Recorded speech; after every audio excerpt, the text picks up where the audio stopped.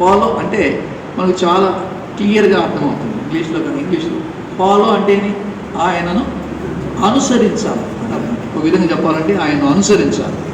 ఆయన అనుసరించడం అంటే ఆయన మార్గాలను అనుసరించాలి, ఆయన విధానాలను అనుసరించాలి, ఆయన వెళ్ళిన మార్గాలను అనుసరించాలి, ఆయన నడుచుకున్నట్లుగా మనం నడుచుకోవాలి. సో మీరు ఎప్పుడు కూర్చుంటారు ఆ సింహాసనాల మీద అంటే వింటే కాదు, వినడం కాదు, నన్ను అనుసరించడం నేర్చుకోండి, నన్ను ఫాలో అవ్వడం నేర్చుకోండి అని ప్రభు వాళ్ళకు చెప్పాడు. కాబట్టి మీరు కూర్చుంటారు, మీరు నేర్చుకోవాలి. ఇప్పుడు శిష్యులు కదా, మీరు నేర్చుకోవాలి. అవి నేర్చుకోవడానికి వారికి చాలా అవకాశాలను దేవుడు ఇస్తూనే వచ్చినాడు. కనుక వాళ్ళకి ఆ సంగతి జ్ఞాపకం చేశాడు. మరొక మాట అన్నాడు. ఏమన్నాడు?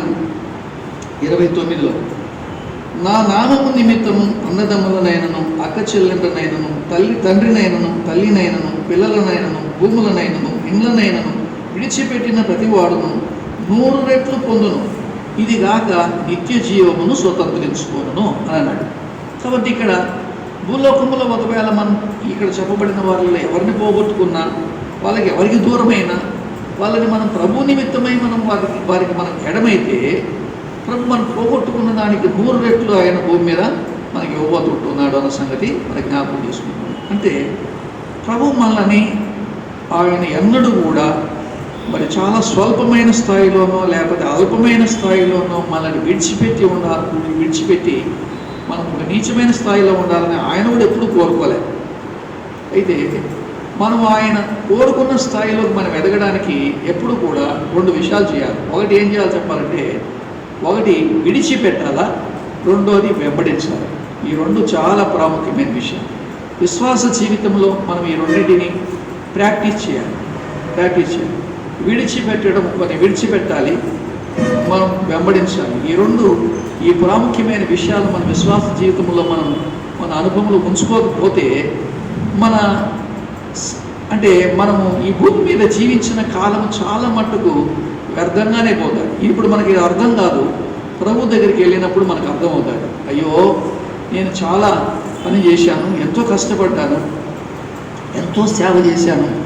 ఎంత సేవ చేశానంటే రాత్రనక పగలనక నేను బోధించాను, ఎన్నో మీటింగులు చెప్పాను, ఎంతో వాక్యం చెప్పాను కదా. ఎంతో వాక్యం చెప్పచ్చు, ఎన్నైనా చేయొచ్చు, ఎన్ని పాటలు పాడచ్చు, మన తలాంతులను ఉపయోగించు, రాత్రనక పగలనక సువార్త చేయొచ్చు, ఎన్నైనా చేయొచ్చు. ఎంత నువ్వు ప్రభు కొరకు ఎంత మనం అనుకుంటాం అనమాట. మనం ప్రయాసపడిన దానికి అంతటికీ కూడా ఫలితము దొరుకుతుంది అని అనుకుంటాం. ఈ 18, 19, 20 అధ్యాయాలు మత్తయి సువార్తలో చాలా లోతైనటువంటి భావాలతో ప్రభు చెప్పినటువంటి విషయం ఇక్కడ మనం చూస్తాం. చూడండి, 19వ అధ్యాయం చివరి వచనంలో ఉన్నాడు, మొదటి వారు అనేకులు కడపటి వారు అగుదురు, కడపటి వారు మొదటి వారు అగుదురు అని అక్కడ ఆపేశాం. 19వ అధ్యాయం అక్కడ ఆపేశాం. 20వ అధ్యాయంలో ఎవరి మొదటి వారు కడపటి వారు అయ్యారు, కడపటి వారు మొదటి వారు ఎవరయ్యారో ఓ చక్కని ఉపమానము ద్వారా దేవుడు ఆ విషయాన్ని అంతటినీ కూడా బోధిస్తూ వచ్చాడు. చూడండి, ఇక్కడ ఒక మాట ఉంది, 20వ అధ్యాయం 16వ వచనంలో చూడండి, ఈ ప్రకారమే కడపటి వారు మొదటి వారు అగుదురు, మొదటి వారు కడపటి వారు అగుదురు అంటారు. చూడండి, అర్థమైందా? ఇక్కడ మీకు ఎవరు కడపటి వారు అయ్యారో, ఎవరు మొదటి వారు అయ్యారో కదా. ఇక్కడ 20వ అధ్యాయంలో ఎవరు మొదటి వారు అయ్యారు, ఎవరు కడపటి వారు అయ్యారు? 11వ వచనం నుంచి చూద్దాం. వారు అది తీసుకొని చివరి వచ్చిన వీరు 1 గంట మాత్రమే పనిచేసినను పగలంతయు కష్టపడి ఎంత బాధ సహించిన మాతో వారిని సమానము చేసితివే అని ఆ ఇంటి యజమానుని మీద సనుక్కొని, అందుకతడు వారిలో ఒకరిని చూచి, స్నేహితుడా, నేను నీకు అన్యాయం చేయలేదే, నీవు నా యొక్క దేనారం వడబడలేదా, నీ సొమ్ము నీవు తీసుకొని పోము, నీకు ఇచ్చినట్టే కడపట వచ్చిన వీరికి నీ ఇచ్చుడు నాకు ఇష్టమైనది, నాకు ఇష్టం వచ్చినట్టు నా సొంత సొమ్ముతో చేయడానికి న్యాయం కాదా, నేను మంచివాడనేందుకు నీ కడుపు మంటగా ఉన్నదిగా అని చెప్పాను. ఇక్కడ మనం చూస్తూ ఉంటున్నాం. అంటే 1 గంట పనిచేసిన వాడు కూడా పొద్దుటి నుంచి సాయంకాలం దాకా పనిచేసిన వాళ్ళతో సమానంగా తీసుకున్నాడు. ఇక్కడ ప్రభు యొక్క ఉద్దేశం వేరే, చెప్పినటువంటి ఉద్దేశం. ఇప్పుడు మన విషయమే ఆలోచిద్దాం. కొంతమంది చాలా పనిచేస్తుంటారు, పొద్దున్న నిద్ర లేచినప్పటి నుంచి దేవుని పరిచర్య అని వర్తమానాలు ఇచ్చి ఇంకా దేవుని పని మీద పరిగెత్తి పని చేస్తుంటారు.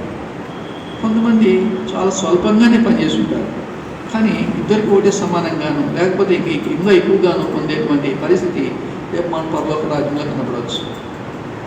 కొంతమంది ప్రయాసపడుతుంటారు, కానీ ప్రభు చెప్పిన విధానంలో ప్రయాసపడుతుంటారు. అది మన పరిచర్య ప్రభు చెప్పిన విధానంలో ఉండాలా అనేటువంటిది చాలా గమనంలో మనం తెలుసుకోవాల్సినటువంటి విషయం. ఎందుకంటే ఈ కరోనా వచ్చిన 30 దినాలు నేను ఏం చేయాలి ప్రభు అని ప్రార్థించాను. ఊరికే కూర్చున్నాను కదా ఇంటి దగ్గర. ఇప్పుడు బయటికి పోయేది లేదు, నన్ను ఏం వర్తమానం చెప్పనియరు, నన్ను బయటికి రానియరు, నా రూమ్లోంచి బయటికి కూడా రానియరు. సో నేను దాదాపుగా 3 వారాలు నేను ఒకటే రూమ్లో కూర్చోనాల్సి వచ్చింది. బయటికి అన్నీ నాకు లోపలికి సప్లై. సరే నేను ఏం చేయాలి ప్రభు, మరి ఊరికే నేను ఏం చేయాలి ఇప్పుడు 3 వారాలు? ప్రభు నాకు ఒక తలం తీసుకొచ్చింది. కోషి గారు రాసిన భక్త్ సింగ్ గారికి సాక్ష్యాన్ని చదవు. సో దాదాపు 400 పైచిలకు పేజీలు ఉన్నటువంటి ఆ యొక్క పుస్తకాన్ని తీసుకొని నేను దాన్ని ధ్యానం చేస్తా చదవడం ఆరంభించిన. 3 వారాలు దేవునిగా దాన్ని చదువుతుంటే అప్పుడు భక్త్ సింగ్ గారి పరిచర్యకి మన పరిచర్యకి ఎంత తేడా ఉంది అనే విషయం నాకు అర్థం. మన పరిచర్యకి ఆయన పరిచర్యకి ఎంత తేడా ఉంది, ఏంటి ఆయన పరిచర్యలో ఉన్న గొప్పతనం ఏంటి, మన పరిచర్యలో ఉన్న లోపం ఏంటి అనే విషయం. చాలా సంగతులు మనం చూస్తే మనము ప్రయాసపడుతూనే ఉన్నాం. ప్రయాసపడకుండా లేని వాళ్ళు ఎవరు లేరు. దేవుని పరిచర్య కొరకే ప్రయాసపడుతూనే ఉన్నారు. ఆత్మల కొరకే ఆయన పరిచర్య చేస్తూనే ఉన్నారు. సువార్త చేసే వాళ్ళు ఉన్నారు, వాక్యం చెప్పే వాళ్ళు ఉన్నారు, పాటలు పాడే వాళ్ళు ఉన్నారు, సంఘంగా పరిచర్య చేస్తూనే ఉన్నాం. కానీ మన పరిచర్యలో అంత ఫ్రూట్ఫుల్నెస్ కనపడలేదు, బహుమానం లేదు.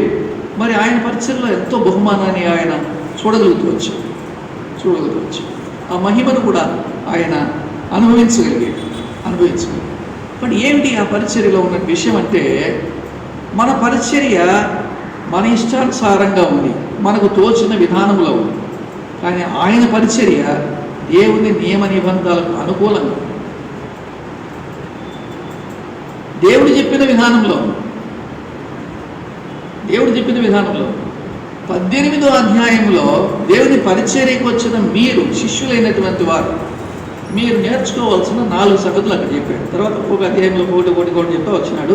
ఇప్పుడు నేను నా 18వ అధ్యాయం ధ్యానం చేయబోతున్నాను కాబట్టి మీకు 4 సంగతులు చెప్తాను. మీరు నన్ను సేవించడానికి వచ్చారు, పరిచర్య చేయడానికి వచ్చారు, శిష్యరికం చేయడానికి వచ్చారు, నాతో కూడా ఉండడానికి వచ్చారు.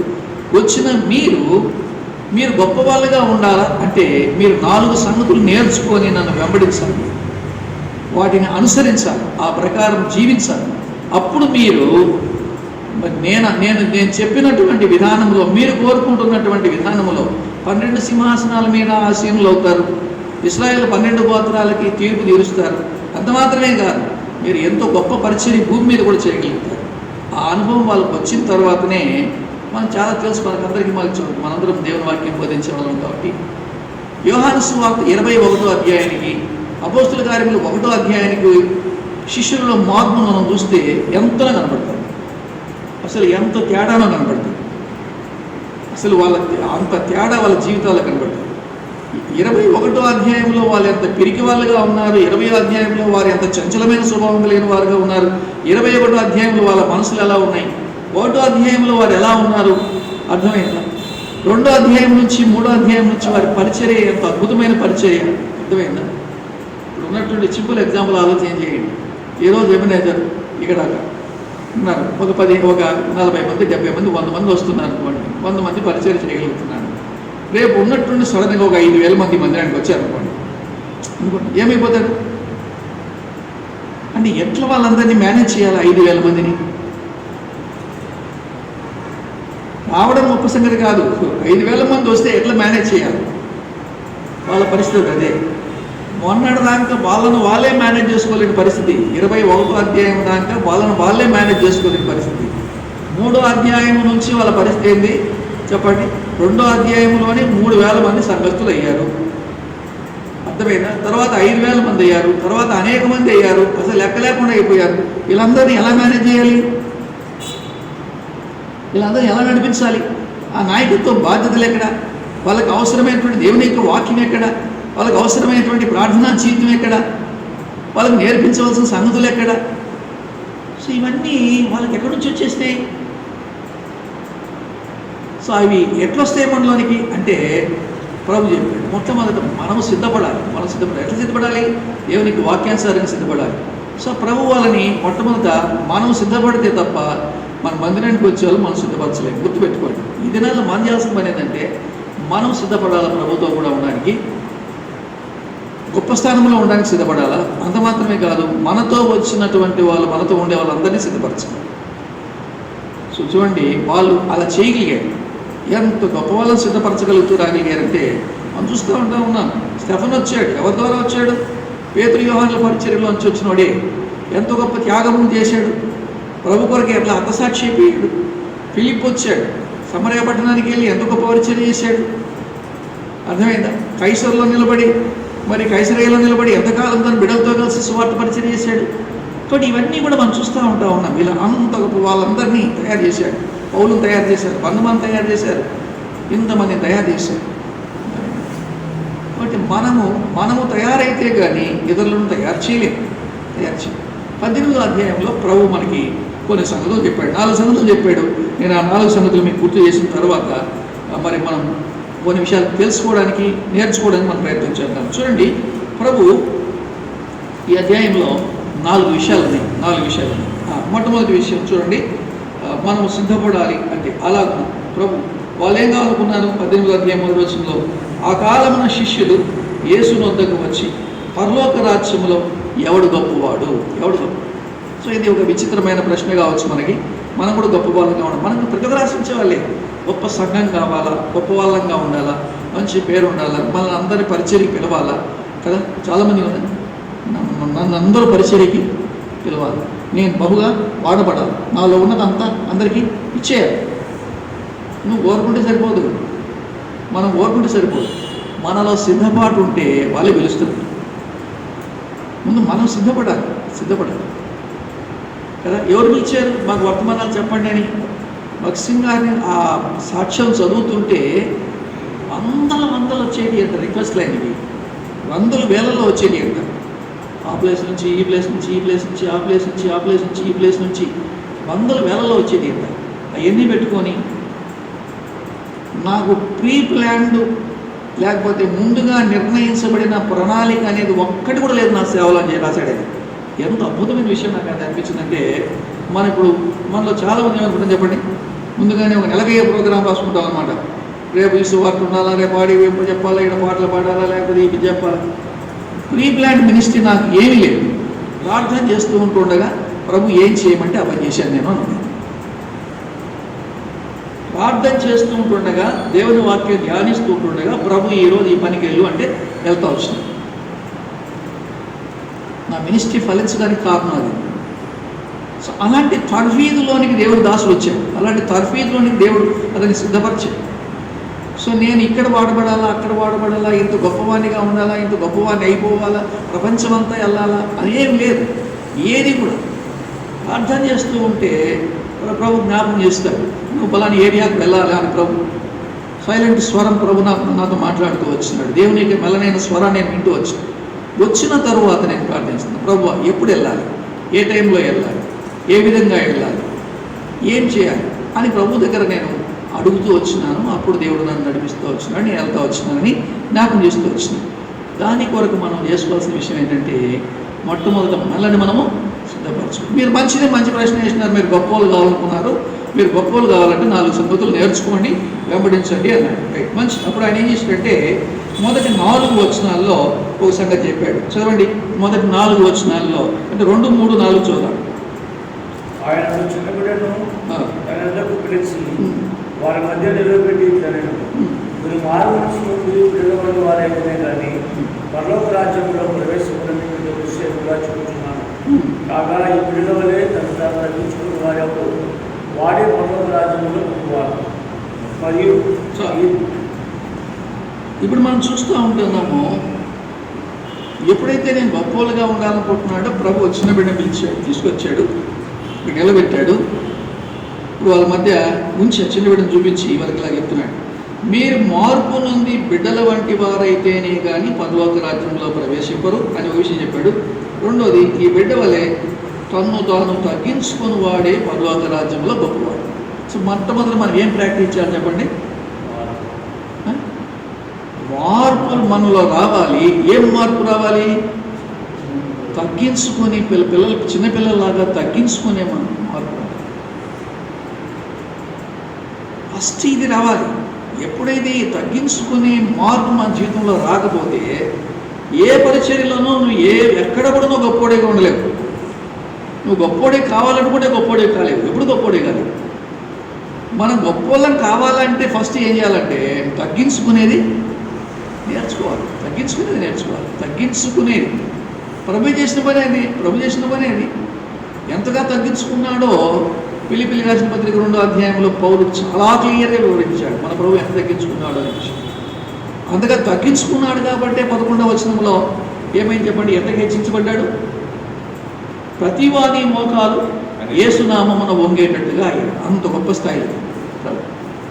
కాబట్టి మొట్టమొదట మన జీవితంలో మనం ఏం ప్రాక్టీస్ చేయాలంటే తగ్గించుకునేది ప్రాక్టీస్ చేయాలి. అన్ని విషయాల్లో తగ్గించుకునే స్వభావాన్ని మనం కలిగిన వాళ్ళంగా ఉండాలి. దీనత్వంతో కూడినటువంటి స్వభావాన్ని మనం కలిగిన వాళ్ళగా మనం ఉండాలి. తగ్గించుకునేటువంటి స్వభావాన్ని, దీనత్వం కలిగినటువంటి స్వభావాన్ని మనం కలిగినటువంటి వాళ్ళంగా ఉండాలి. దీనికి మనం ప్రాక్టీస్ చేయాలి. దీని గురించి మన అనుభవంలోని తెలుసుకోవాలి. దీని విషయాన్ని మనం ఎల్లప్పుడూ కూడా ఆలోచించుకోవాలి. చాలాసార్లు మరి ఎంతగా తగ్గించుకుని, అందుకే చాలామంది చెప్తూ ఉంటారు ఎన్నో విషయాలు. ఆ తగ్గించుకునేటువంటి స్వభావం మనలో రానే రాదు. అది చదివితే రాదు, లేకపోతే ప్రార్థన చేస్తే మరి కొంత మట్టుకు వస్తుంది. గుర్తుపెట్టుకోండి, ప్రార్థనా పరులలో కొంత తగ్గింపు వస్తుంది. తగ్గింపు రాకుండా పోదు, ప్రార్థనా పరులకి కొంత తగ్గింపు ఉంటుంది. కానీ మనము తగ్గించుకునేదానికి మన జీవితంలో ఎల్లప్పుడూ కూడా ఒక తీర్మానం, ఒక నిర్ణయం అనేది ఖచ్చితంగా ఉండాలి. గుర్తుపెట్టుకోండి. కాబట్టి ఈ తగ్గింపు ప్రభు చాలా సంగతులు ఎన్నో సంగతులు గుర్తు చేస్తూ వచ్చాడు. ఆ తగ్గించుకునేటువంటి విషయాన్ని గురించి మనం చాలా సంగతులు వింటూ వచ్చినాం కూడా. లూకా సువార్త 18వ అధ్యాయంలో కూడా అక్కడ ప్రార్థన విషయంలో ఆ తగ్గింపు గురించినటువంటి విషయాన్ని గుర్తు చేశాడు కదా, ప్రభు గుర్తు చేశాడు. చూడండి, మత్తయి సువార్త లూకా సువార్త 18వ అధ్యాయం, లూకా సువార్త 18వ అధ్యాయం 14వ వచనం. లూకా సువార్త 18:14 నుంచి మనం చూద్దాం. అతని కంటే ఇతడు నీతిమంతుడుగా తెలుసుకొని తన ఇంటికి వెళ్ళిన నీతో చూపుచున్నాను. తను తాను హెచ్చించుకున్నవాడు తగ్గించుకున్న నీవు, తను తాను తగ్గించుకున్నవాడు హెచ్చుకున్న నీవు చెప్పాను. చూసారా? అంటే ఏంటి అర్థము? ఇక్కడ ఎందుకు ఇద్దరు వ్యక్తుల గురించి మాట్లాడాడు? వాళ్ళలో ఒకడు తగ్గించుకున్నాడు, ఒకడు హెచ్చించుకున్నాడు. వీళ్ళల్లో ఏం తగ్గించుకున్నానికి హెచ్చించుకున్నానికి తేడా ఏందో మనం చూద్దాం. మనకు అర్థమవుతుంది. ఎందుకంటే నేను దాని మీద ఇంకా పెద్ద వర్తమానం ఇవ్వడానికి ఊరికి 4 పాయింట్స్ చెప్దామని నా తల పద్దే. మనం వర్తమానం కోసం గమనం చేయండి. తగ్గించుకున్నాడు, హెచ్చించుకున్నాడు, ఇద్దరు ప్రార్థనకు వచ్చిన వ్యక్తుల గురించి జ్ఞాపకం చేశాడు. 11వ వచనంలో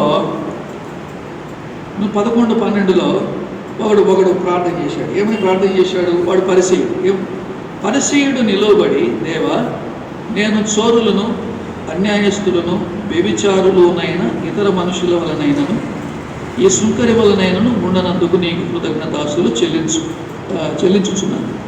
వారమునకు 2 మార్లు ఉపవాసం చేయొచ్చు, నా సంపాదన అంతటిలో 10వ వంతు చెల్లించుచున్నానని తనలో తాను ప్రార్థించుచుండాను. వీడేం చేశాడన్నాడు ఆయన ప్రభు? వీడు నీతిమంతుడు కాదు, వీడు హెచ్చించుకున్నాడు అని చెప్పాడు. వీడి గురించి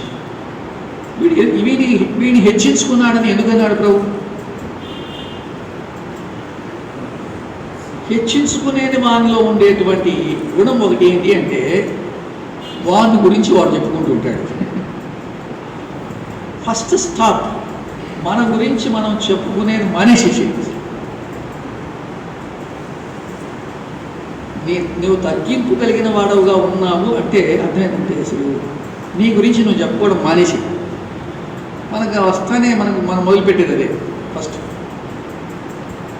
మన గురించి మన సోదే ముందు మన సోదే చెప్తాడు. ముందు మన సొంత సోదే మానేసేయాలి. మన గురించి చెప్పాల్సింది ఎవరు చెప్పండి? ఇతరులు. సరే, ఇతరుల కంటే కూడా ముందు ఒకటి చెప్తారు. ఏం మన ప్రవర్తన. మనం చెప్పుకోవడం కాదు, మన ప్రవర్తన వాళ్ళతో మాట్లాడాలి.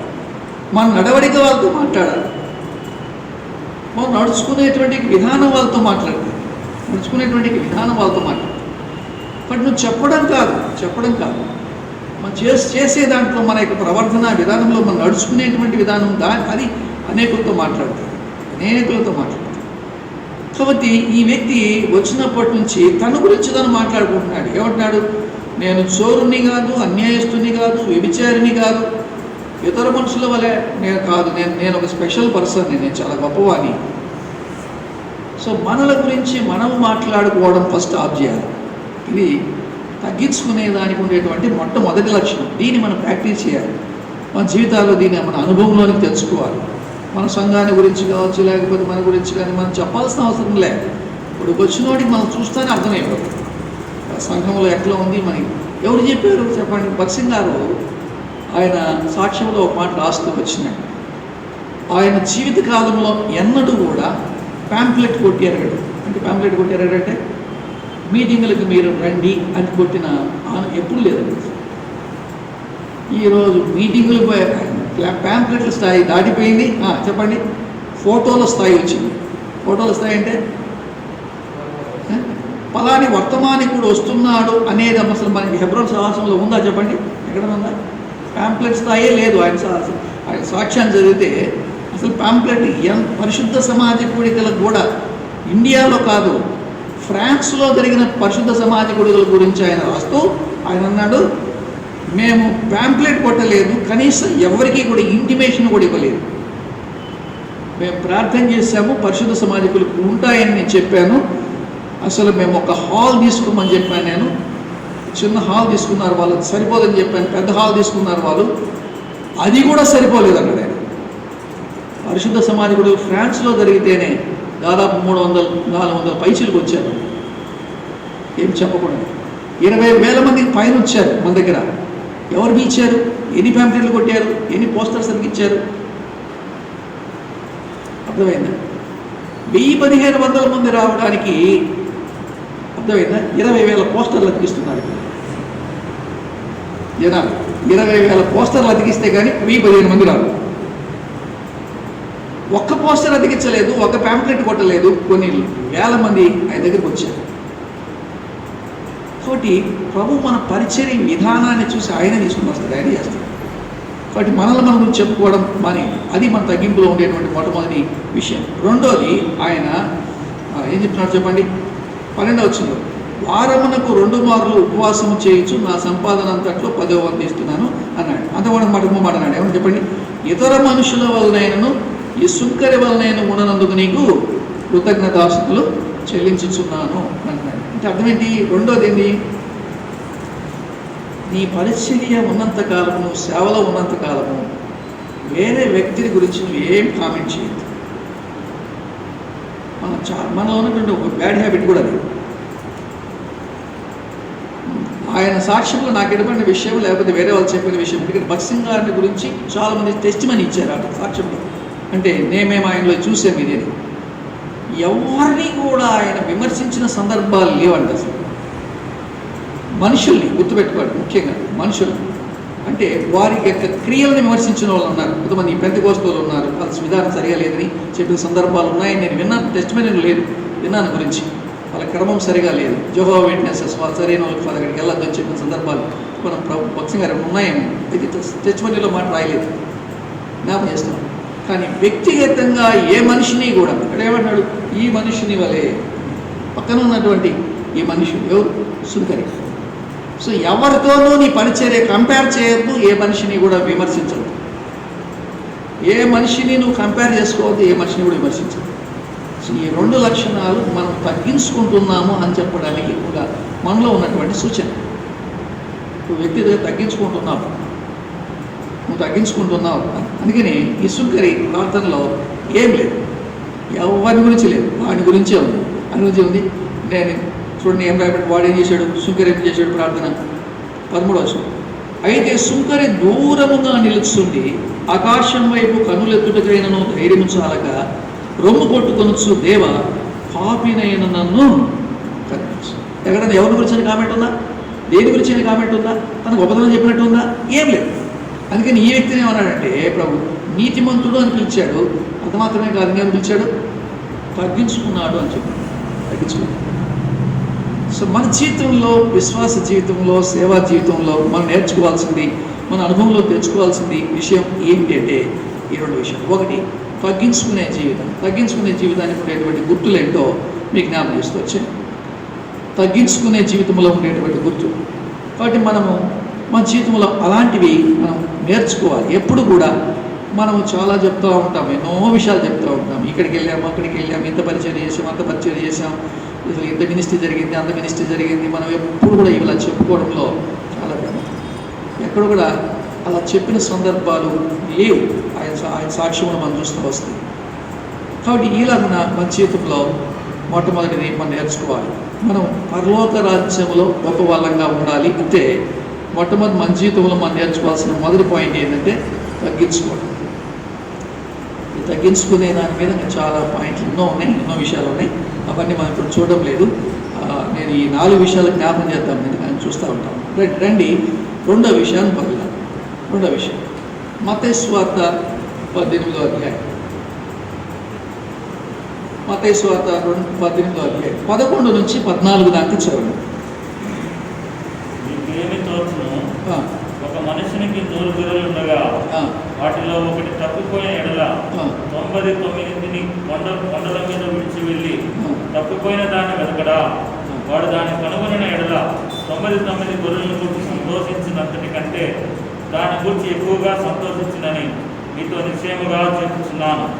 అలాగుననే ఈ చిన్నవారిలో ఒకడైనా నశించుట పరలోకమందున మీ తండ్రి చిత్తము కాదు.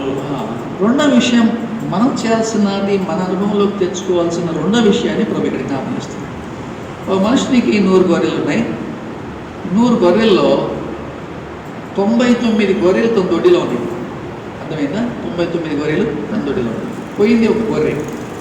ఆ ఒక్క గొర్రె కొరకై వెళ్ళాడు, ప్రయాసపడ్డాడు, రాత్రంతా బోసే వెతికాడేమో, ఎన్నో గాయాలు పొందాడు, ఎన్నో రకాల శ్రమ అనుభవించాడు.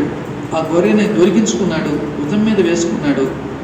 దాని విషయమై తీసుకుని వచ్చి బహుగా సంతోషించాడు. బహుగా 99 గొర్రెలు ఉన్నాయని సంతోషించాడా? లేదు. దొరికిన ఒక్క గొర్రె విషయమే బహుగా సంతోషించాడు. గుర్తుపెట్టుకోండి. దీంట్లో ఒక శ్రేష్టమైనటువంటి ఒక అనుభవాన్ని ప్రభు జ్ఞాపకం చేశాడు.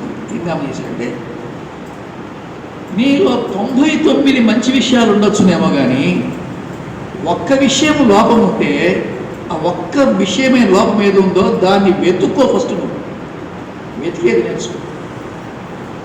మన సొంత జీవితంలో మనం వెతకడం నేర్చుకోవాలి. First point. ఆ గొర్రెలు కాబట్టి ఏం చేసి చెప్పండి, పోయిన దానిని వెతుకుతున్నాడు, తప్పిపోయిన దానిని వెతుకుతున్నాడు. నీ జీవితంలో కూడా ఎక్కడ తప్పిపోయావో దాన్ని వెతుక్కో. ఫస్ట్ తప్పిపోయిన దాన్ని వెతుక్కునేటువంటి వాడే గొప్పవాడవుతాడు. ఎక్కడ తప్పిపోతున్నావో దాన్ని వెతుక్కోవాలి నువ్వు నీ జీవితంలో. ఎక్కడ తప్పిపోతున్నామో, మనము ఏ విషయంలో తప్పిపోతున్నామో, ఏ విషయంలో జారిపోతున్నామో, ఏ విషయంలో పడిపోతుంటున్నామో, ఏ విషయంలో ప్రభువుకు దూరం అవుతుంటున్నామో గుర్తుపెట్టుకోండి. ఈ గొర్రె ఒక్కటే ప్రభువుకు దూరం అయిపోయింది. 99 తన దగ్గరే ఉన్నాయి, కానీ ఒక్కటి దూరమైంది. ఏ విషయం, ఏ కారణాన్ని బట్టి ప్రభువుకు నువ్వు దూరం అవుతున్నావు, ఏ కారణాన్ని బట్టి ప్రభువుకు నువ్వు అయిష్టుడు అవుతున్నావు, ఏ కారణాన్ని బట్టి ప్రభు నిన్ను బట్టి సంతోషించలేకపోతున్నాడో ఆ విషయాన్ని నీ జీవితంలో నువ్వు వెతకడం అలవాటు చేసుకో. నిన్ను నీవు వెతికేది నేర్చుకో. రెండోది, మనలో మన విషయాలు మనం వెతికేది మనం నేర్చుకో. ఇతరులను వెతకడం మనకు అలవాటు. మన అలవాటు ఎప్పుడు ఏంటంటే ఇతరులను వెతకడం. చాలాసార్లు మనం ఇతరులను వెతికే పనిలో ఉంటాం, కానీ మనల్ని మనం వెతుక్కునే పనిలో ఉండం. నువ్వు గొప్పవాడివి కావాలా అంటే, ఉన్నతమైన స్థాయిలోకి వెళ్ళాలా అంటే, పరలోక రాజ్యంలో ఉన్నతమైన స్థాయిలో నువ్వు ఉండాలా అంటే, ఇక్కడ కూడా కావాలనే, ఇక్కడ కూడా గొప్పవాడిగా నువ్వు ఉండాలంటే నీలో నీవు వెతుక్కునేది ఫస్ట్ ప్రాక్టీస్ చేయి. ప్రభు నాలో ఎక్కడైనా ఎన్నోసార్లు భక్సింగ్ గారి రూమ్లోంచి హ్యాకులు వచ్చేటి అని ఆంటీ వాళ్ళు చెప్పేవాళ్ళు. మేము హైదరాబాద్లో నేను ఉద్యోగం చేసే రోజుల్లో ఏమని, ప్రభువా నేను ఎక్కడ తప్పిపోయాను, ప్రభువా నేను ఎక్కడ మిమ్మల్ని దుఃఖపెట్టాను, ప్రభువా మిమ్మల్ని ఎక్కడ ఆయాసపరిచాను, ప్రభువా నాకు చూపించు అని ఆయన గంటల తరబడి కేకలేసి అరుస్తుండేవాడు కొన్నిసార్లు. ఆయన ప్రార్థనలో ఎక్కువ సమయాన్ని ఎక్కడ తప్పిపోయాడు అని ప్రభు సన్నిధిలో వెతుకుతూ ఉండేవాడు. దేవుని వాక్యాన్ని చదువుతా ధ్యానం చేస్తా, నేను ఎక్కడ తప్పిపోయాను నాకు చూపించు, నేను ఎక్కడ దుఃఖపరిచాను నాకు చెప్పు, ఎక్కడ బాధ పెట్టాను నాకు చెప్పు, నన్ను బట్టి నువ్వు ఎక్కడ సంతోషించలేకపోతున్నావు, show me where I have fallen, I have far away from your presence, నీ సన్నిధిలో నుండి నేను ఎక్కడ దూరం అయిపోయానో నాకు ఆ సంగతులు నాకు చెప్తున్నాను. సో కాబట్టి ఈ అనుభవం మన జీవితాన్ని ఎప్పుడు కూడా ప్రశస్తమైనది గాను, పరిశుద్ధమైనది గాను, ప్రభు సంతోషపరిచేది గాను చేస్తుంది. ఈ గొర్రెల కాపరి చేసే పని ఏంటి అంటే, పోయిన ఒక్క గొర్రె విషయం మనం చేస్తామంటే ఏం చేస్తామంటే, ఏమదా మేము కూడా ఇన్ని చేసినాం, ఒక్క ఏదో ఒక విషయం తగ్గిపోతే దాన్ని పట్టుకుని ఊరికే కూడా చేస్తున్నాం అంటున్నాం. కానీ ఎక్కడ తప్పిపోయినావో నీకు 99 మంచి విషయాలు నీలో ఉండినప్పటికీ వాటిని బట్టి దేవుడు సంతోషించడు. కానీ ఎక్కడ పడిపోయినావో దాన్ని ఒప్పుకొని పశ్చాత్తాపడి సరిచేసుకున్న సందర్భాన్ని బట్టి దేవుడిని సంతోషిస్తాడు. దేవుడు నీ విషయమే సంతోషించేది ఎక్కడ అంటే, ఏ స్థితిలో పడిపోయినావో ఆ స్థితిని ఎరిగి పశ్చాత్తాపడి దాన్ని ఒప్పుకొని సరిచేసుకున్నావో దాన్ని బట్టి ఆ కాపరి సంతోషిస్తాడు. మన కాపరి, గొర్రెల కాపరి, మన రక్షకుడు, మన ప్రభు మన విషయమే ఎప్పుడు సంతోషిస్తా అంటే అప్పుడు సంతోషిస్తాడు. కాబట్టి మన జీవితంలో వెతుక్కునే అలవాటు నేర్చుకోవాలి.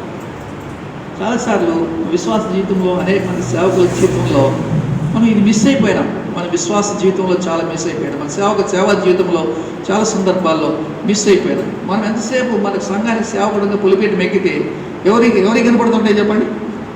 ఇప్పుడు ఎవరికి కనపడుతుంటాయి? కింద కూర్చొని అలాగే కనపడుతుంటాయి. అందుకని మన వర్తమానాలన్నీ వాళ్ళ మీదనే వెళ్తాయి. కింద కూర్చున్న వాళ్ళ మీద కాదు నువ్వు చూడాల్సింది, నీలో 99 మంచిగా ఉన్నాయి, నువ్వు మంచోడివే. కింద కూర్చున్న వాళ్ళందరికంటే కూడా మంచోడివే నువ్వు. కింద కూర్చున్న వాళ్ళందరికంటే శ్రేష్ఠుడివే నువ్వు, వాళ్ళకంటే యోగ్యుడివే. అందుకే దేవుడు నేను అక్కడ ఎక్కించాడు కావచ్చు. కానీ 99 నీలో మంచిగా ఉన్నా కానీ ఒక్కటైతే దేవుడికి అయిష్టమైంది. ఆ అయిష్టమైంది ఏదో వెతికి దాన్ని సర్చ్ చేసి పట్టుకొని దాని విషయమై పశ్చాత్తాపడి ప్రభుపాదాల దగ్గరికి వచ్చి క్షమాపణ కోరి దాన్ని విడిచిపెట్టినప్పుడు ప్రభు గొప్ప సంతోషం కలుగు, గొప్ప పరిచర్య అవుతుంది. అది నీ పరిచర్యలో ఎంతో ఫలింపు ఉంటుంది. ఆ దినం వర్తమానం ఎంతో అద్భుతంగా ఉంటుంది, ఎంతో అద్భుతంగా ఉంటుంది. గుర్తుపెట్టుకోండి, చాలాసార్లు ఎన్నో వర్తమానాలు ఇస్తున్నాం కదా. నేను అనుకుంటాను మనం కూడా ఎన్నో వర్తమానాలు ఇస్తాం. నేను అనుకున్నాను అనమాట కదా, ఆదివారం 3 వర్తమానాలు ఇవ్వాలా, మళ్ళీ ప్రేయర్ మీటింగ్ వర్తమానం ఇవ్వాలా, బైబిల్ స్టడీ ఇవ్వాలా, మళ్ళీ ఫాస్టింగ్ ప్రేయర్ ఇవ్వాలా, ఇలా లెక్కేసుకుంటూ వస్తే వారానికి 6, 7 కదా. ఒక వారం ఇప్పుడు 20 సంవత్సరాలు 30 సంవత్సరాలు సేవ. ఎన్ని చూపుతారు మీరు? ఎంత ఫలితం వచ్చింది దానివల్ల? ఇన్ని వర్తమానాలు వింటున్నాము, ఇన్ని వర్తమానాలు కాపీ చేస్తున్నాము, ఇన్ని వర్తమానాలు చెబుతూ ఉన్నాం. దాని ఫలితాన్ని ఎక్కడ మనం చూడగలుగుతున్నాం? పూణేలో జరిగిన మీటింగ్లో కానీ, లేకపోతే పంజాబ్లో చాలా ప్లేసెస్లో ఆయన మీటింగ్స్ పెట్టిన సందర్భాల్లో మనం చూస్తే కొన్ని విషయాలు జ్ఞాపకం చేస్తూ వచ్చాడు కోషి గారు. అసలు మీటింగ్కి వచ్చిన వాళ్ళల్లో చెయ్యి ఎత్తని ఒక్కరు కూడా మిగిలకుండా లేకుండా ఎత్తిన సందర్భాలు ఉన్నాయి. భక్సింగ్ గారు వర్తమానం ఇచ్చిన తర్వాత మీరు మారుమనసు పొందడానికి, ప్రభువును రక్షకునిగా అంగీకరించడానికి ఎవరు ఇష్టపడుతున్నారు చేతులు ఎత్తండి అంటే అసలు ఆల్మోస్ట్ వచ్చిన వాళ్ళందరూ చేతులు ఎత్తారు. మార్టిన్ పూర్ సంఘటన దగ్గర నుంచి మొదలుపెట్టుకుంటే మార్టిన్ పూర్ ఉద్యమము అని ఆయన సాక్ష్యంలో కనపడుతుంది.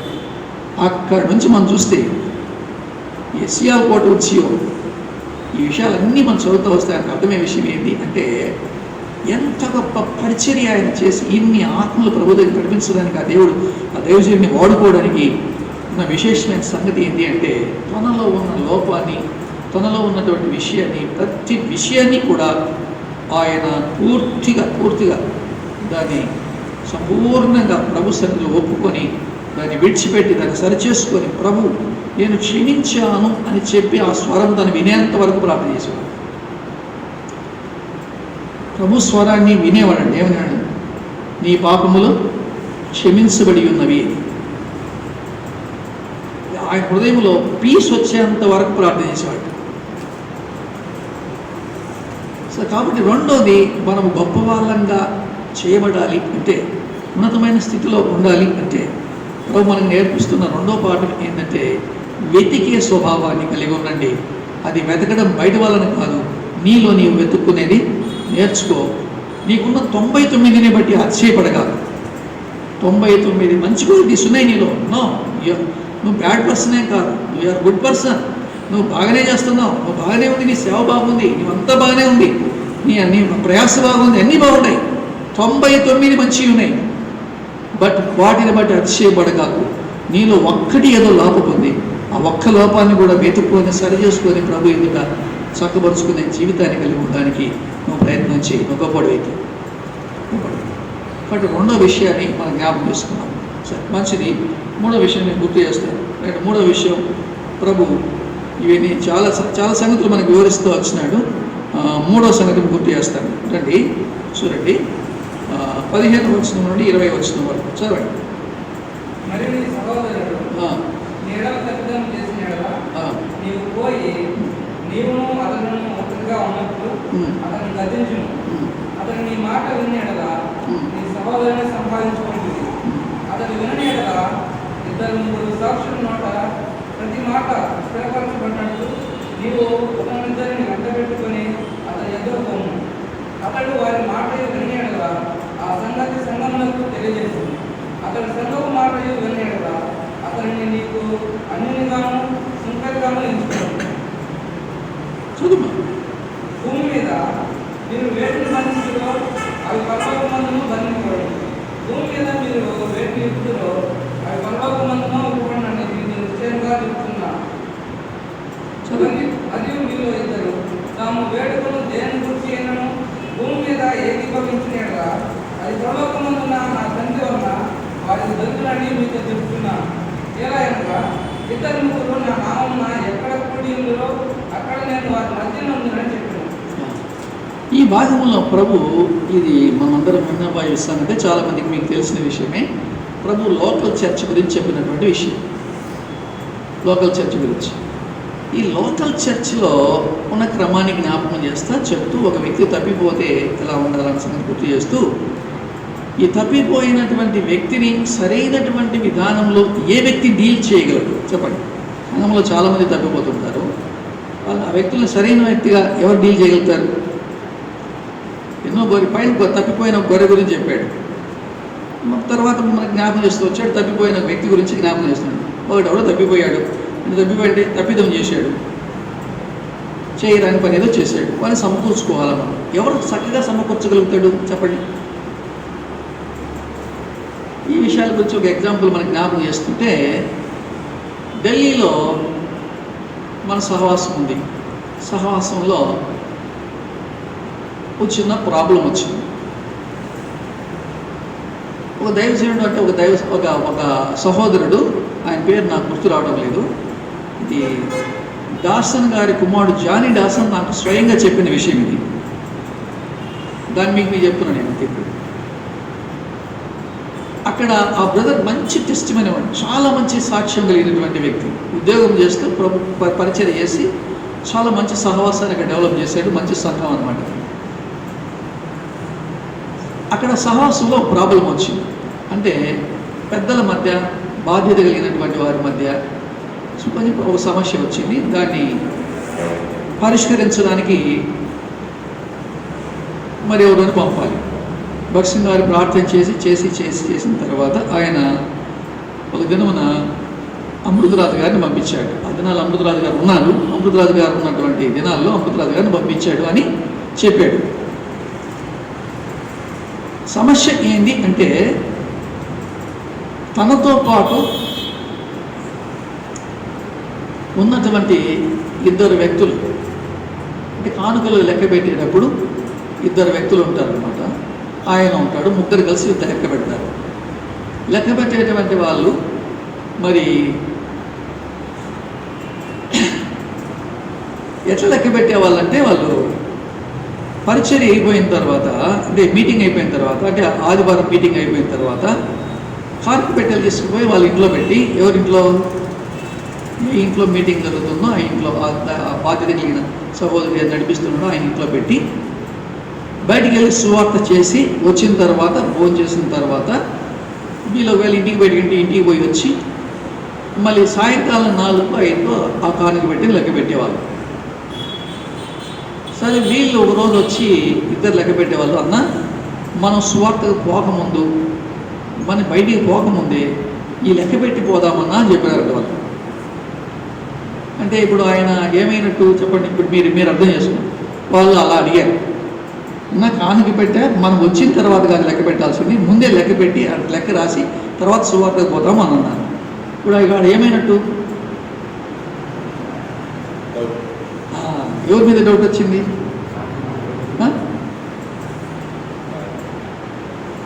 ఇది ఆయన చాలా ఇన్సల్ట్గా ఫీల్ అయ్యాడు.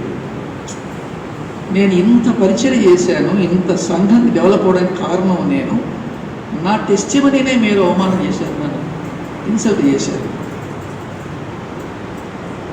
సో అది దాన్ని బట్టి ఆయన చేశానంటే, మీరు వద్దు, మీరు రేపటి నుంచి కౌంటింగ్ రావద్దు, నేను లెక్క పెట్టుకుంటే నేను రాస్తాను. వాళ్ళు కంప్లైంట్ చేశారు ఎవరికి, బ్రదర్ మమ్మల్ని రానివద్దు అంటున్నాడు, రావలేదు. సరే ఇంకా ఏమైనా ప్రాబ్లమ్స్ ఉన్నాయంటే అదొక్కటే అన్న అసలు కామెంట్ చేయాల్సింది. అసలు ఎక్కడే కానీ ఆయన టెస్టిమనీని మనం తప్పులు పట్టే ప్రసక్తి లేదు, ఆయన గురించి కామెంట్ చేయలేము మేము. అది ఎందుకు అన్న మమ్మల్ని కానిపెట్టే దగ్గర రానియడం లేదు, ఆయన కూడా లెక్క పెట్టుకుంటున్నాడు అని వాళ్ళు కంప్లైంట్ చేశారు. సో ఈ సమస్యను పరిష్కారం చేయడానికి ఎవరు పోయినారు? అమృతరాజు గారు పోయారు. అర్థమైందా?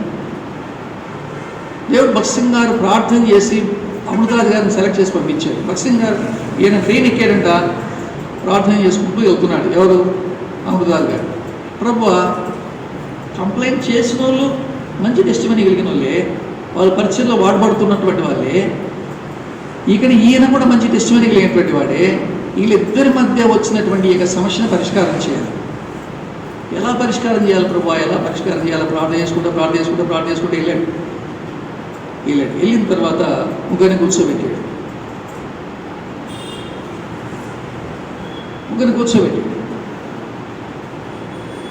కూర్చోబెట్టి అడిగాడు, బ్రదర్ వీళ్ళిద్దరినీ మీరు కానుక లెక్క పెట్టే దగ్గర నుంచి తీసేశారా? తీసేశారు. ఎందుకు తీసేశారు అని అడిగాడు. అంటే ఇట్లా చేసినారన్న వాళ్ళు. సరే మంచిది, నీకు బాధ కలిగిండొచ్చులే, నువ్వు తీసేసినావు బాగా. సో అంటే మీ ఉద్దేశంలో ఏంటంటే వీళ్ళు కానుక లెక్కించడానికి యోగ్యులు కాదు, ఇదేనా నీ ఉద్దేశం? కానుక లెక్కించడానికి వీళ్ళు యోగ్యులు కాదు, అంతే కదా నీ ఉద్దేశం. అందుకే కదా పక్కన పెట్టి వాళ్ళని అన్నాడు. ఎవరన్నారు? వీళ్ళు మీరు పరిచయంలో వాడుకోవడం లేదా అని అడిగాడు.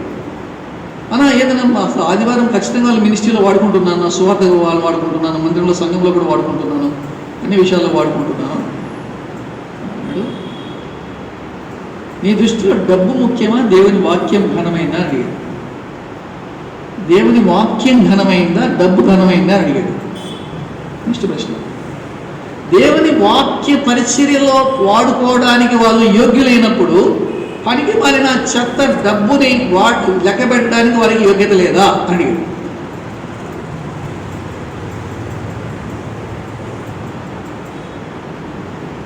ఫస్ట్ ప్రశ్న అదే. వెంటనే ఆ దేవుని దాసులు సరెండర్ అయిపోయి, నన్ను క్షమించన్నా, నేను చేసిన పొరపాటు, దేవుని వాక్యం కంటే మించింది లేదు, దేవుని వాక్య పరిచర్యలో వాడుకోవడానికి వాళ్ళు యోగ్యులు నిలిచినప్పుడు నేను వాళ్ళని అక్కడ వాడుకోవాలి. వాళ్ళు క్షమాపణ కోరేడు, వాళ్ళని క్షమించబదన్నాడు. సమస్య పరిష్కారం అయిపోలేంగా నెక్స్ట్ వీళ్ళిద్దరిని అడిగాడు. బ్రదర్ అడిగిన వెంటనే ఎవరు ఒప్పుకుంటారు చెప్పండి? ఎవరు ఒప్పుకుంటారా? అంత సులభంగా ఎవరు ఒప్పుకుంటారా? అలా నాకు పొరపాటు అయిపోయింది, నన్ను క్షమించమని చెప్పి అంత సులభంగా ఒప్పుకున్నారు ఉన్నారా? ఇదంలో ఉన్నారు చెప్పండి. చాకుడు ఒప్పుకుంటాడా? ఎంత ఒప్పుకున్నాడంటే ఆయన గురించి మీరు ఎలా ఏమనుకుంటున్నారు మీరు? అన్న మేము ఆయనలో ఏ తప్పిదము చూడలేదన్నా. మరి ఏ తప్పిదము చూడకుండా ఉన్నప్పుడు మీరు ఎందుకు కానుక పెట్టిన సాయంకాలం 4 గంటలకు 5 గంటలకు ఇచ్చే కానుక పెట్టిని మీరు ముందే ఎందుకు ఎంచాలని అనుకుంటున్నారు? ఎందుకు ఆయన అక్కడ నిలదీశారు? మీరు మీ విషయం ఎందుకు చెప్పన్నారు? అప్పుడు వాళ్ళు, అన్నలో ఈ రోజు కూడా మేమేం తప్పిదం చేయలేదన్నా. అన్న కానుక పెట్టి ఇంటిలో పెట్టిపోయినప్పుడు వాళ్ళ ఇంట్లో నుంచి పిల్లలు దాంట్లోంచి డబ్బులు తీస్తున్నారు అనేటువంటి విషయం మా నోటీస్కి వచ్చిందన్న. దాన్ని బట్టి మేము ముందే లెక్క పెట్టాలని అడిగినాము. ఇంట్లో ఎంక్వైరీ చేస్తే పిల్లవాడు డబ్బులు ఇస్తున్నట్టు తెలిసింది.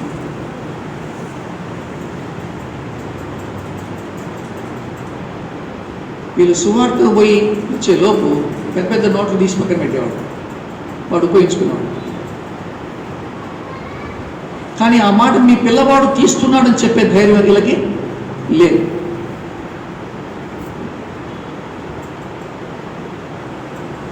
ఇప్పుడు ఈ సమస్య పరిష్కారం అయిందా లేదా? వెంటనే ఏమన్నాడు, చూస్తున్నారు పిల్లవాడిని పిలిచారు, సెటిల్ అయిపోయింది, ఇంకేం అప్పుడే కౌంట్ చేయడం ఆరంభమైపోయింది.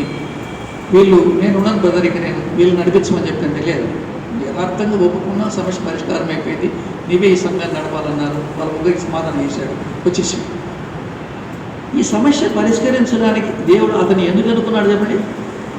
భక్తి గారు ఎందుకు అనుకున్నారు ఆయన్ని? ఎందుకు అనుకున్నారు చెప్పండి? ఎందుకు అనుకున్నారు? 18, 19 వచనాలు ఏం పని చేసేవాడు ఆయన? భూమి మీద మీరు వేడిని బంధించులో పరలోకమందును బంధింపబడును. భూమి మీద మీరు వేడిని యుక్తులో అది పరలోకమందును ఇవ్వబడును. మీకు నిశ్చయంగా చెప్తున్నాను. మరియు మీలో ఇద్దరు తాము వేడుకను దేనిని గురించి అయినను భూమి మీద ఏకీభవించినట్లుగా అది పరలోకమందున నా తండ్రి వలన. ప్రభు చెప్పిన విషయం ఏంటంటే, మీకు ఎన్నో సమస్యలు వస్తాయి, మీ జీవితంలో, సంఘంలో వస్తాయి, కుటుంబంలో వస్తాయి, ఎన్నిట్లో వస్తాయి, ఎన్నోసార్లు వస్తాయి. మీ సమస్యలకన్నిటికీ పరిష్కారం దేంట్లో ఉంది? ప్రార్థనలు. సో ఒక వ్యక్తి గొప్పవాడుగా ఉండాలా, గొప్ప స్థాయికి వెళ్ళాలా, భక్సింగారు అంతట్లో భక్సింగారు తర్వాత ఎవరినైనా నియమిస్తారంటే ఎవరు నియమిస్తారనుకుంటున్నారు? అమృతరాజు గారిని పెడతారు అనుకుంటున్నారు అందరూ. ఎందుకు? ప్రార్థనాపరుడు. నీ జీవితంలో నువ్వు గొప్పవాడిగా ఉన్నత స్థాయిలో ఉండాలనుకుంటే ఒక మంచి ప్రార్థనాపరుడుగా ఉండాలి.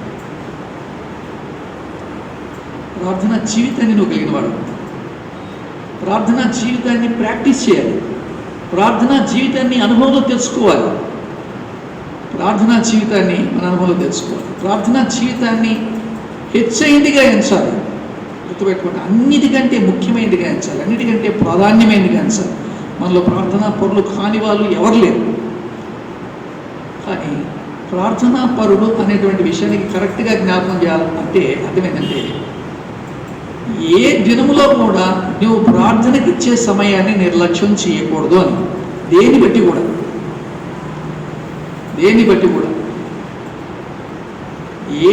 కూడా నీ ప్రార్థనా సమయాన్ని నిర్లక్ష్యం చేయకుండా ఉంటేనే నిన్ను ప్రార్థనా పరుడు అంటారు. నేను మంచి ప్రార్థనా పరుడు అన్నా అని చెప్పంటే 4 గంటలు టైం దొరికినప్పుడు నేను 8 గంటలు ప్రార్థన చేస్తా బదులు కాదు. నీకు టైం దొరికితే 8 గంటలు చేస్తావు, టైం లేకపోతే అర్ధగంట కూడా చేయవు. అది కాదు, నీ ప్రార్థనా సమయాన్ని దొంగిలించేది నీ జీవితంలో ఏది ఉండకూడదు.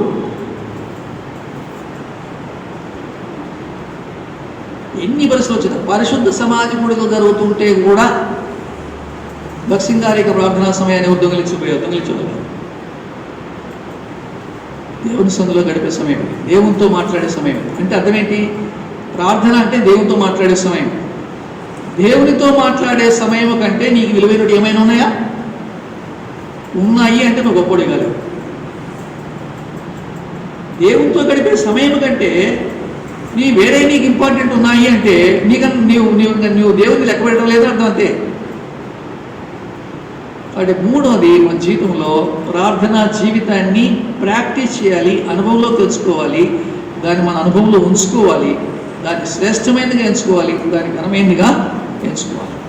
కాబట్టి మూడో అనుభవం అది. మీరు గొప్పవాళ్ళుగా ఉండాలంటే ప్రార్థనా జీవితాన్ని మీరు ఏమాత్రం కూడా నిర్లక్ష్యం చేయొద్దు. ప్రార్థనా జీవితాన్ని సరైన విధానంలో మీరు కలిగి ఉంటే మీ సమస్యల కంటికి పరిష్కారం అది చూపిస్తుంది. అంత మాత్రమే కాదు, వేరేతో నెమ్మదిగా ఉండడానికి అవకాశం కలుగుతుంది. నాలుగోది ప్రభు చెప్పిన 4వ సంగతి ఏంటంటే చెప్పండి, 21 నుంచి 35 దాకా ఉంది సంగతి అంతా. దీంట్లో మనకు ప్రాధాన్యంగా కనపడే విషయం ఏం చెప్పండి? మనకు తెలిసిన విషయం చదవండి. మొదటి 21వ వచనం 21, 22 చదవండి. ఆ సమయమున పేతురు ఆయన యొద్దకు వచ్చి, ప్రభువా, నా సహోదరుడు నా ఎడల తప్పిదం చేసిన ఎడల నేను ఎన్ని మార్లు అతను క్షమింపవలను? 7 మార్లు మట్టుగా అని అడిగాను. అందుకు యేసు అతనితో ఇట్లనెను, 7 మార్లు మట్టుకే కాదు, 70 మార్లు మట్టుకని మీకు చెప్తున్నాను. మనం గొప్ప వాళ్ళంగా ఉండాలా అంటే మన జీవితంలో నేర్చుకోవాల్సిన మరొక విషయం ఏది అంటే క్షమించే మనసు. ఎలాంటి వారినైనా ఎన్నిసార్లు అయినా క్షమించే మనసు. ఎలాంటి వారినైనా ఎన్నిసార్లైనా క్షమించే మనసు. భక్సింగ్ గారిని ఇలా ఎంతమంది ఉన్నారు, భక్సింగ్ గారితో కూడా విభేదించి వెళ్ళిపోయి మళ్ళీ వచ్చిన వాళ్ళు చాలామంది ఉన్నారు. విజయపాల్ గారు కూడా పోయినారు. విజయపాల్ గారు కూడా భక్సింగ్ గారిని వదిలిపెట్టి వెళ్ళిపోయి బిల్లి గ్రహం గారి టీంలో చేరి బిల్లి గ్రహం గారితో కలిసి పరిచయం చేసి మళ్ళా వచ్చినాడు. మళ్ళా వస్తే భక్సింగ్ గారు అసలు రాణి యజ్ఞంలో గడుపును అనుకున్నారు.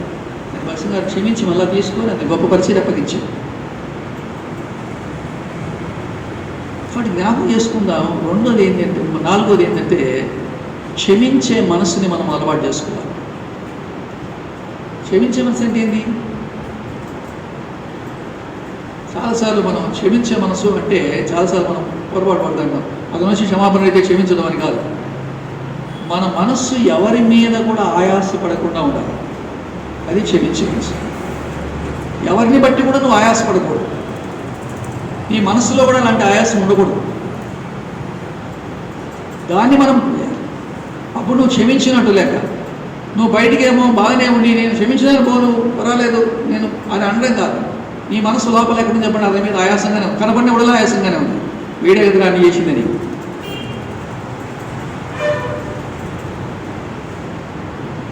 సో ప్రభు దానికి చాలా చక్కని ఎగ్జాంపుల్ చెప్పాడు. ఈ విషయాలన్నీ కూడా జ్ఞాపకం చేస్తూ వచ్చినాయి.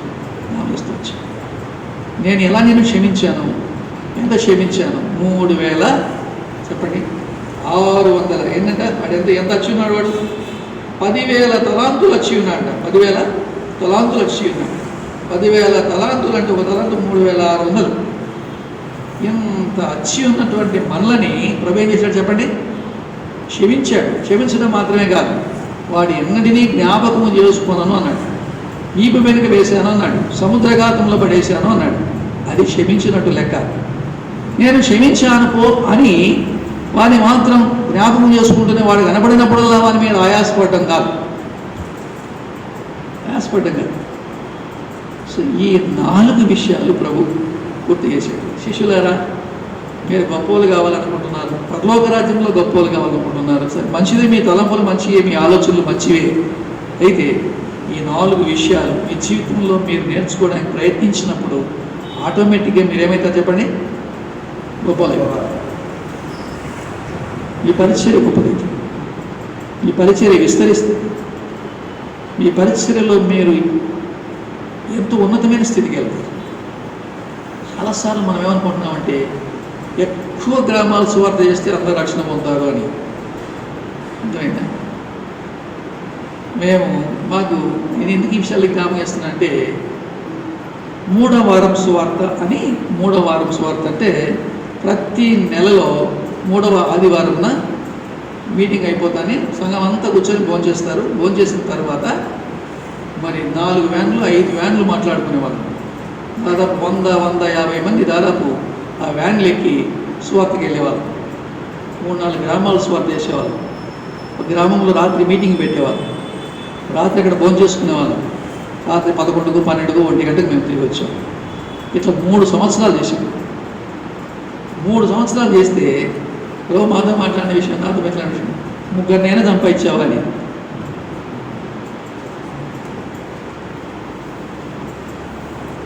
ఇది నీ సొంత ప్లాను, నీ సొంత పరిచర్య, ఏ ఫలితాన్ని చూడలేక మన సొంత ప్లాన్లతో మనం ఎన్నో వర్తమానాలు ఇస్తేనో రక్షణ పొందుతారు. మన సొంత ప్లాన్తో నేను రాత్రింబగలు కష్టపడి సిద్ధపరచుకొని నా దగ్గర మెటీరియల్ పెట్టుకొని నేను జనాలతో నేను ఇస్తే నాకు ఎన్నో వస్తాయి అనుకోద్దు. సిద్ధపడాల్సింది మొట్టమొదట మనం సిద్ధపడితే ఆటోమేటిక్గా దేవుడు మన విలువైనటువంటి పనిముట్టుగా ఆయన వాడుకుంటాడు. దేవుడు మొట్టమొదటి పక్షంగా అలా సిద్ధపరిచాడు. ఇవన్నీ నేర్పించిన తర్వాత సిద్ధపరిచి తీసుకొని వచ్చి తన పనిముట్టుగా వాడుకున్నాడు. కాబట్టి శిష్యులకి ప్రభు నేర్పించిన సంఘటన కూడా ఇదే. ఇవన్నీ కూడా వాళ్ళకి 21వ అధ్యాయం దాకా వాళ్ళకి ఎక్కలా. కానీ ఎప్పుడు ఎక్కుతూ వచ్చినాయి అయ్యంటే వాళ్ళలో అంత మార్పు ఎలా వచ్చిందో నాకు అర్థం కాదు. అర్థమైందా? మనం చూస్తూ ఉన్నాం. అపోస్తలుల కార్యం 1వ అధ్యాయంలో ప్రభువు పునరుద్ధరణ అయిన తర్వాత ఎన్ని దినాలు ఆయన భూమి మీద కనపడుతూ ఉన్నాడు. ఆయన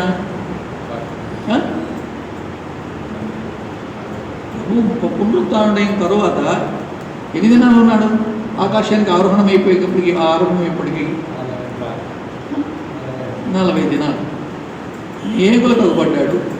పౌలు కూడా చెప్పాడు, నాకు కూడా కనపడ్డాడు అన్నాడు. ఇంకా 500 మంది కనపడ్డాడు అన్నాడు.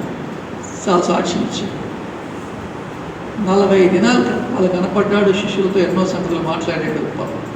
మనం చూస్తే 8-9 వచనాలు, అపోస్తలుల కార్యాలు 1వ అధ్యాయం 8-9 వచనాలు చదివితే ఇప్పుడు వాళ్ళకి మీ మీదకి పరిశుద్ధాత్మ వస్తుంది, దిగుతుంది, దిగిన తర్వాత మీరు శక్తిమంతులు అవుతారు, మీరు యెరూషలేములో నుంచి ఇట్లా మరి యూదయ సమరయ దిగంతాల వరకు మీరు పరిచయం చేస్తారని చెప్పి 9వ వచనంలో ఆయన పైకి ఆరోహణమవుతుండగా వాళ్ళు చూశారు. మీరు ఎలా ఆయన వెళ్ళిపోతున్నాడో అలాగే వచ్చిన మీరు తిరిగి చూస్తారని మనం చూస్తాం. ఏమన్నా జ్ఞాపకం చేసుకుందాం. ప్రభు మనకి చెప్పే విషయం ఏంటంటే 40 దినాలు 14వ వచనం, మనం 11వ వచనం 12వ వచనం నుంచి 14వ వచనం దాకా మనం చూస్తే ఏం కనపడుతుంది? వాళ్ళు ఎక్కడున్నారు? అపోస్తలుల కార్యాలు 1వ అధ్యాయం 12 నుంచి 14 ఎక్కడున్నారు? వాళ్ళు మేడగదిలో ఉంటారు. ఏం చేస్తున్నారు? ఎడతెగ ప్రార్థన చేస్తున్నారు. అర్థమైందా? వాళ్ళకి పరిశుద్ధాత్మ ఎప్పుడు దిగి వచ్చింది? 2వ అధ్యాయం 1వ వచనంలో వచ్చింది. ఏ రోజు వచ్చింది? పెంతెకోస్తు నాడు వచ్చింది. పెంతెకోస్తు అంటే ఏంది? 50 దినము అని అర్థం. అంటే నాకు ఇచ్చిన తలం ఏంటంటే 40వ దినము నుంచి ఇంచుమించు 50వ దినం దానికి ఇంచుమించు 10 రోజులు వారు ఎడతెగని ప్రార్థన చేశారు. ఏకమనసుతో ప్రార్థన చేశారు. పరిశుద్ధాత్మ వారికి దిగొచ్చి శక్తి పొందారు. ఎంతో గొప్ప పరిచయం వారు చేశారు. అంతకుముందు 10 నిమిషాలు కూడా ప్రార్థన చేయలేని వాళ్ళు, లేకపోతే మోకాళ్ళ మీద ఉండలేని వాళ్ళు ఆ 10 దినాలు ఎట్లా ప్రార్థన చేయగలిగారు? ప్రభు వాళ్ళని ఎలా సిద్ధపరిచాడు? సో కాబట్టి ప్రియమైన దేవుడిలారా, పరిచర్యకు మొట్టమొదట సిద్ధపడాల్సింది ఎవరు అంటే మనం సిద్ధపడాలి. మనం సిద్ధపడిన తరువాత దేవుడు మన నోట నుండి తీసుకొచ్చిన ప్రతి మాటని ఎంతో విలువైన గ్రహిస్తాడు. ఎంతోమందిలో మార్పు తీసుకొస్తాడు. ఎంతోమందిని ప్రభు మరి సహవాసాన్ని నడిపిస్తాడు.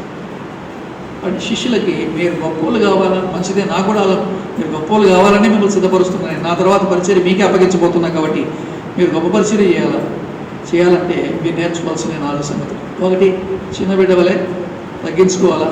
2వది, మీలో మీరు వెతుక్కునేది నేర్చుకోవాలా. 3వది, మంచి మీరు ప్రార్థనా పరులుగా ఉండాలి. 4వది, క్షమించేది నేర్చుకోవాలి. క్షమించాలి. ప్రతిదాన్ని క్షమించేసాలి. ఎందుకు క్షమించాలి అని అంటే గుర్తుపెట్టుకోండి, ప్రార్థనకి 2 ఆటంకంగా ఉంటాయి. ఈ 3 ఆటంకంగా ఉంటాయి. ఏ 3? ప్రార్థన చేసుకోవాలి కదా, ప్రార్థన చేసుకోవాల్సిన దానికి ఈ 3 ఆటంకంగా ఉంటాయి. ఏంటి ఆటంకంగా ఉంటాయి? తగ్గించుకోలేని జీవితము ఆటంకంగా ఉంటుంది. అర్థమైందా? లోపల వెతుక్కొని బయటికి తీసుకురాని పాపం కూడా ఆటంకంగానే ఉంటుంది. క్షమించలేని హృదయం కూడా ఆటంకంగానే ఉంటుంది. ఈ 3 ఆటంకంగానే ఉంటాయి. నువ్వు ప్రార్థన చేసుకోలేవు. ఈ 3టిని ఎప్పుడైతే నువ్వు సిద్ధపరచుకుంటావో ప్రార్థన చేయడానికి నీకు స్వేచ్ఛ ఉంటుంది. మనం ప్రార్థన చేస్తూ ఉంటాం కానీ ఈ 3 మన జీవితంలో లేవు కాబట్టి ప్రార్థనకు ఆటంకంగా ఉన్నాయి. సో మన ప్రార్థనా జీవితాన్ని కొనసాగించడానికి ముందుగా వీటిని మనం నేర్చుకోవాలి. తగ్గించుకునే జీవితాన్ని, ఇది చాలా అవసరం. మనల్ని హెచ్చించుకోవడానికి 99 పాయింట్లు ఉన్నాయేమో. 99 పాయింట్లు ఉన్నాయేమో నీలో, నాలో, మనలో హెచ్చించుకోవడానికి. అవి ఆధారం కావచ్చు, చెప్పచ్చు, నిజమే, నీలో రియల్గా ఉన్నాయి, వాస్తవంగా ఉన్నాయి, నువ్వు చేసేవై 99 ఉన్నాయేమో. కానీ లోపం ఒక్కటి ఉంది. దాని విషయమే దేవుడు ఆలోచిస్తున్నాడు. ఈ ఒక్కటి కూడా సరిదిద్ది, ఈ ఒక్కటి కూడా లేకుండా చేసి నా శిష్యుని తయారు చేయాలని. బట్ ఈ 4 విషయాల్ని మన జీవితంలో అనుభవంలో తీసుకుని వచ్చి మనం సిద్ధపరచుకొని భవిష్యత్తులో దేవుని పరిచర్య కొరకే ముందుకు సాగినట్లుగా దేవుడు మనకు సహాయం చేయడం. ప్రార్థన. తండ్రి, దోషములు కనిపెట్టి చూడగా దేవా, ఎవరు నీ సన్నిధిలో నిలబడగలరు? దయగల తండ్రి, అనంతముతో మత్స మయము దాముతో నిండినటువంటి నా జీవితాన్ని ఓర్మి తాళమి కలిగి దేవా, నేటికి నన్ను భరిస్తూ సహిస్తూ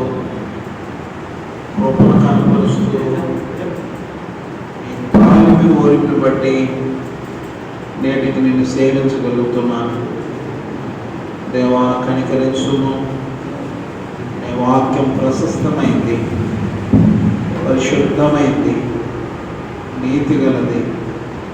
నన్ను కట్టేటువంటి నీ వాక్యాన్ని బట్టి దేవా నీకు వందనాలు చెల్లిస్తున్నాను. తండ్రి, నీ వారమైనట్లుగా, నీ దాసులమైనట్లుగా, నీ శిష్యులమైనట్లుగా శక్తివంతమైన పరిచర్య చేయాలని ఉద్దేశించి నా దృష్టికి తీసుకొచ్చిన మీ వాక్యాన్ని బట్టి స్తోత్రాలు. తండ్రి, నీ వాక్యము ఇప్పుడు వచ్చిన నాలో కార్యకరగినట్లుగా మీ కృపను అనుగ్రహించమని ప్రార్థిస్తున్నాను. తగిన మా తండ్రి, లోపముగా ఉన్నదాన్ని సరిచేసే దేవుడు దేవా కనికరించు. మాలో ఒకటే బాగుందనుకుంటున్నాను. తండ్రి 99 నిజముగా తండ్రి 1000 ప్రశ్నలు వేసినను ఒక్క దానికి కూడా నేను జవాబు చెప్పలేను. వాక్యం చెబుతుంది దేవా, నీవు 1000 ప్రశ్నలు వేసిన ఒక్క దానికి జవాబు చెప్పగలిగిన వారు మేము కాము. దేవా, నీ కృపే, నీ దయే తండ్రి కనికరించు. తండ్రి, ఈ దాసుని బట్టి తండ్రి తనకు అనుగ్రహించినటువంటి పరిచయను బట్టి, తనకు అనుగ్రహించినటువంటి సంఘమును బట్టి వందనాలు చెల్లిస్తున్నాను. దాసుడు తండ్రి ఆరోగ్యం అనుగ్రహించు, కృప అనుగ్రహించు. తండ్రి, తను తీసుకున్న ట్రీట్మెంట్ అన్నింటిలో కూడా మీరే సహాయపడుతున్నారు. తండ్రి, మీరు సహకారినప్పుడు వైద్యం కూడా సహకరించి స్వాస్థపరచండి, బలపరచండి. అలాగే తండ్రి, మరి అందరూ ప్రార్థనలు జ్ఞాపకం చేసుకుని వచ్చిన 5,000 మంది వస్తే అనేక నీళ్ళు వేసి స్థలానికి పోవచ్చు, రాసు బలపరచు. ఇలాగ నా చరిత్రను బట్టి వందనాలు. పరిచయం పడిస్తూ ఉంటారు. దాన్ని జ్ఞాపకం తీసుకుంటున్నారు. రక్షణ దయచేయండి.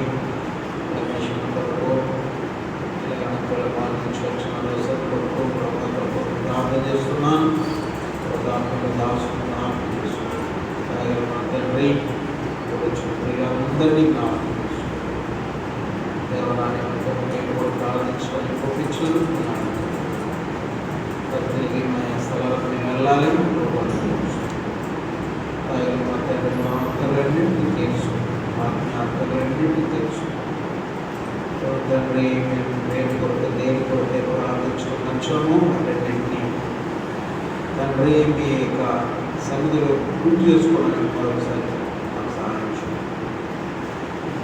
ఏ గడియైతే సమయం అయితే ప్రార్థనలో మేము మీ సన్నిధిలో కనపడతాము, ఆ సమయాన్ని మేము ప్రతి దినం తప్పక ఎన్ని పరిస్థితులు ఉన్నప్పటికీ వాటిని తండ్రి తొలగిపోకుండా ఆ ప్రార్థనా సమయాన్ని ప్రార్థనకి ఇవ్వాల్సిన విలువను మేము నేర్చుకుని సహాయం చేయండి. అందులో మేము నిజం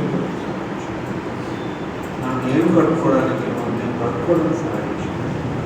వాక్యాన్ని పట్టుకొని ఆడుతూ కాలు తెచ్చుకుంటాం. మరొకసారి నేను మీ చేతికి అప్పగిస్తూ క్షమించినారని నమ్మి స్తుతిస్తూ క్షమాపణతో హృదయపూర్వక ప్రభావాన్ని కావలిస్తూ మా సేవని దేవనామలో ప్రార్థించుకోవచ్చు.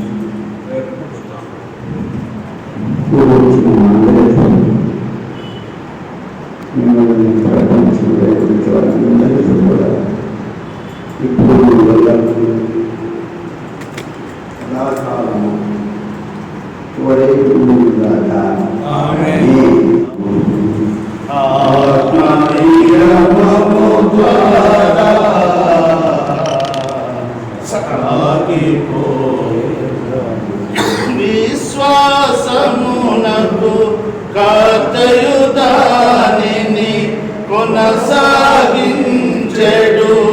యేసుని చూచుచు విశ్వాస